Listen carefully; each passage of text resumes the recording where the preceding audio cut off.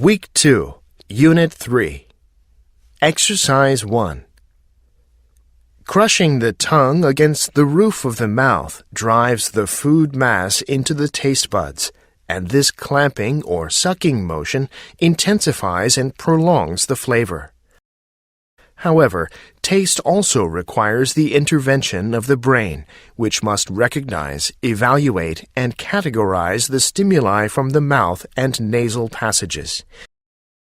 The evaluative quality of taste, or the recognition and judgment of flavor, can be processed only in the brain, and, as with the visual imagery of painting, the quality of taste is assessed in relationship to a history of tastes. The tasting subject frequently judges the outcome of the experience in opposition to or alliance with previous experiences of the same or similar tastes. This process might be defined as the syntax or semiotics of taste. A chef or diner may rate a dish as better or worse than the last time the gustatory composition was prepared, or describe a new taste combination in relation to one that is familiar. It tastes like chicken. Exercise 2. Our errors about what others are thinking are a major cause of human drama. As we move through life, wrongly predicting what people are thinking and how they'll react when we try to control them, we haplessly trigger feuds and fights and misunderstandings that fire devastating spirals of unexpected change into our social worlds. Comedy, whether by William Shakespeare or John Cleese and Connie Booth, is often built on such mistakes. But whatever the mode of storytelling, well-imagined characters always have theories about the minds of other characters, and, because this is drama, those theories will often be wrong. This wrongness will lead to unexpected consequences and yet more drama. The influential post-war director Alexander McKendrick writes, "I start by asking, what does A think B is thinking about A? It sounds complicated, and it is, but this is the very essence of giving some density to a character and, in turn, a scene." Exercise 3. Generally speaking, a single mutation in an existing gene cannot produce a new gene with a different function. If two genes differ by only a single base pair, then a single point mutation could convert one into another. Usually, however, these two genes will be regarded merely as variants of the same gene and will have an identical function unless the mutation is at some critical spot that makes the second gene non-functional. The same goes for other basic alterations, such as the deletion or repetition of an existing sequence. To get a gene with an entirely new function usually requires many alterations, a concatenation of several unlikely steps, a series of just the right mutations happening either all at once or one after another. Unlikelihood multiplies into impossibility. If I guessed the next card you draw from the deck, you'd be impressed, but not amazed. If I guessed 10 in a row, you'd suspect a trick, because that would happen only about once every 50 quadrillion trials. Exercise 4. A thing we need to consider about history that should make us skeptical is the unending disagreement among historians over the same events. Edward Gibbon was hardly the last word on the decline and fall of the Roman Empire. Historians have been arguing inconclusively about this matter since well before the sixth and last volume of Gibbon's history was published in 1789. And the arguments about whether Gibbon got it right, whether he correctly identified the cause of Rome's decline, have not turned on the discovery of new evidence unavailable to him. narrative historians are forever rewriting the past, disputing one another's causal claims, and there is no reason to think they will ever cease to do so, even for events as long past as the fall of the Roman Empire. 2 centuries after Gibbon published the first volume of his history, Mary Beard published her distinctly different account, SPQR, A History of Ancient Rome, which rose to the top of many bestseller lists soon after. Thus, even after all that time, there's still no agreement on why the Roman Empire fell. Exercise 5. One way in which someone's loyalty might be expressed is through a tendency to identify herself with the object of her loyalty. Such a loyal person, to some extent, treats the thing to which she is loyal as though it was her, feeling as she would feel and acting as she would act if certain things that are true of it were true of her. If your loyalty to your favorite sporting team is expressed in such a way, then you may feel like a success yourself when your team is doing well, and like a failure when your team is doing badly.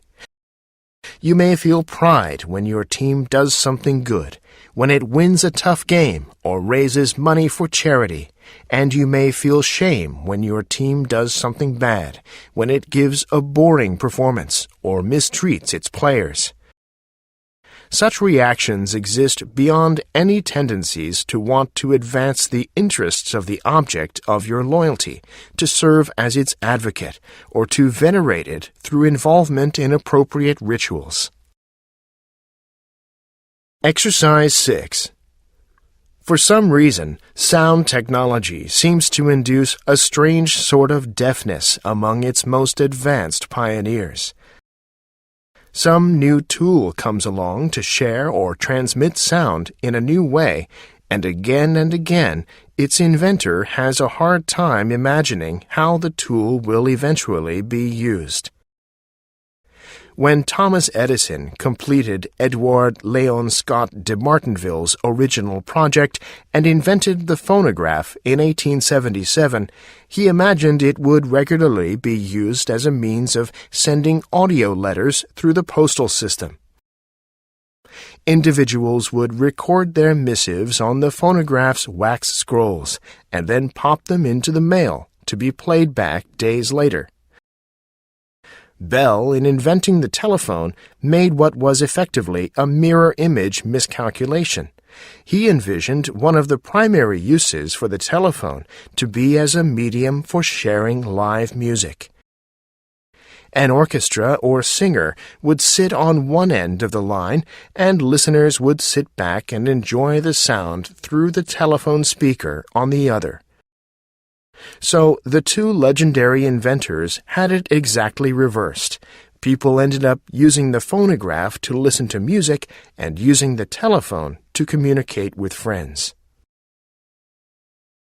Exercise 7. As a pillar of its religion of progress and cult of technology, our society cultivates its great illusion, which is related to time.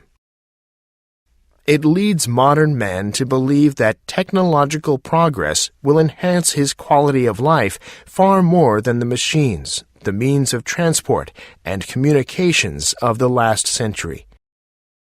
Since time has such an important place in human life and contributes so much to its quality, he is tricked into believing that technological progress in every domain will free up time, which he can devote to everything that makes him happy in life. In fact, the opposite happens. It is clear that the quicker the new media work to free up time, the less of it we have. More than anything else, it is the new media that reduce the time available for man's quality of life at work or elsewhere. They have given rise to a new way of life and have brought about the evolution of a new type of man, someone always in a rush, and submerged with cares, who frantically pushes himself to do everything at top speed, someone who can no longer act out or live things deeply, and who has lost the mastery of the rhythm and organization of his life. Exercise 8. Flock or pack behavior explains why the great apes, our closest biological relatives, have close families. There is also evidence to suggest that ancestral forms of human beings, such as Australopithecus, who lived in Africa 2 to 4 million years ago, and more recently their distant descendants, the Neanderthals, also lived in family groups. Ultimately, it's down to Darwin and evolution. Herding is an essential survival instinct. It's especially important if, as a species, you have evolved a larger brain as your means of survival, rather than thick skin, ferocious claws, or teeth. Thanks to evolution, our bodies are remarkably flexible and are good at putting the brain's ideas into practice. Nevertheless, we lack the tiger's teeth, the elephant's hide, or the bear's muscularity. Our strength lies in numbers and, even more important, the ability to work together for the communal good. And families are the basis for that vital cooperation. I would suggest that the inbuilt human herd instinct, the need to communicate clearly and bond with others, lies behind most of mankind's subsequent achievements. Exercise 9. As analyses of the primal form of communication have advanced, so has the observed richness of its universal vocabulary. One suite of signals contains postures that display dominance within groups, as well as the means to achieve it in the first place. They turn out to be similar to those in social Old World monkeys and apes.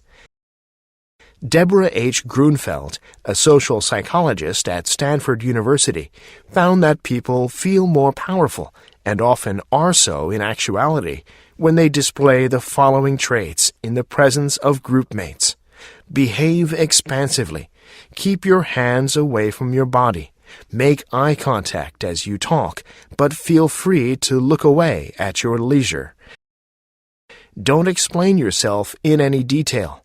Take ownership of the space around you, whether a boardroom or an office cubicle, in order to say to yourself and imply to others, "This is my table. This is my room. You are my audience." Exercise 10. Parents sometimes try to justify a child's bad behavior with the rationale, "Robert was running around with the wrong crowd." The implication is that Robert's behavior was influenced by or caused by the other members of the crowd. This may sound good, and it may be a correct assessment as far as it goes. But it leaves out the fact that Robert was also a willing, participating, and contributing member of this crowd, and that he probably influenced the others to about the same degree that they influenced him. Granted, crowds, e.g. gangs, sometimes do things collectively that the individual members may not do by themselves. But blaming the crowd for bad choices and irresponsible behavior misses the point entirely. First, friends, associates, crowds, groups are choices, and second, individuals influence and are influenced by those who make up the group. This is one very good reason why friends and close associates should be chosen carefully, not simply encountered and accepted. Over a period of time, it matters. Exercise 11. The game of baseball can provide a snapshot of why it's important to focus resources in the right areas to be successful. During the 2001 to 2010 Major League Baseball seasons, the New York Yankees have won one World Series title. Winning even one title would seem impressive for most ball clubs. However, when you consider that the New York Yankees continually have the highest payroll of any team, sometimes even 2 or 3 times the payroll, that single win record exposes an ineffective use of resources. This shows that having the most resources guarantees nothing. It's how we use or allocate those resources that truly matters. Smith College economics professor Andrew Zimbalist offers this analysis. The statistical relationship between a team's winning percentage and its payroll is not very high. When I plot payroll and win percentage on the same graph, the two variables don't always move together. Between 70 and 85% of a team's on-field success is explained by factors other than payroll. Exercise 12. In the previous volume of Holly Weird Science, we authors detailed the lengths to which writers and producers are going today to improve both the level of science dialogue in Hollywood productions and the depiction of both scientists and the culture of science. We also explored how complicated the issues of science accuracy in TV and film actually are, and how rare it is that a production can simply hire a science consultant and make everything correct. It is unreasonable to expect science-themed dramas to be documentaries. Getting technical details as correct as possible is about grounding the story in the real world and minimizing the kind of "oh please" moments that pull viewers out of the story, reminding them that they are watching a fiction. When it comes to accurate depiction of science on both the big and the small screen, the entertainment industry has met viewers more than halfway.